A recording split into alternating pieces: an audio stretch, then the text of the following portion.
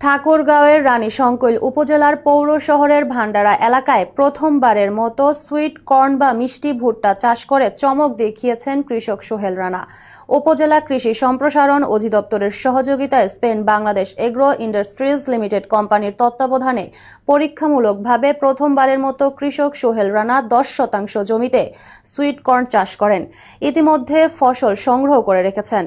কৃষক সোহেল রানা বলেন, প্রথমবারের মতো 10% জমিতে মিষ্টি ভুট্টা চাষ করেছি, এতে ফলন হয়েছে 30 মণ। Spain Bangladesh agro industries limited কোম্পানির প্রতিনিধিরা সরাসরি জমি থেকে কাঁচা মোচা খোসা সহ 12 টাকা কেজি দরে বিক্রি করেন।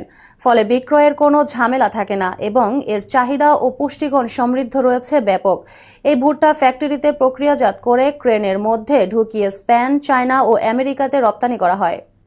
আমরা এই যে মোচাটা আছে, এই মোচাটা সবুজ যে খোসাটা আছে, এই খোসাটা সহ আমরা আপনাদের কাছ থেকে কিনে নেব এবং কৃষকের কাছ থেকে কিনে নেব এবং এটা ফ্যাক্টরিতে প্রক্রিয়াজাত হবে।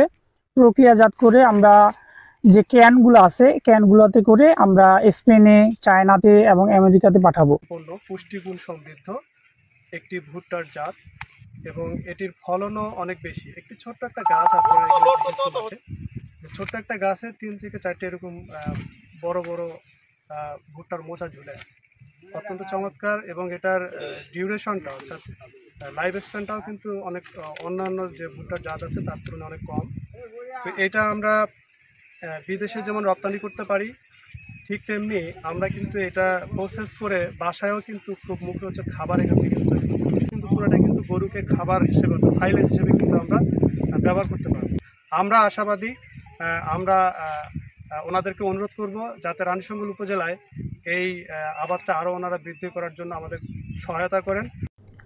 পবিত্র মাহে রমজানের রোজাদারদের সম্মানে বাংলাদেশ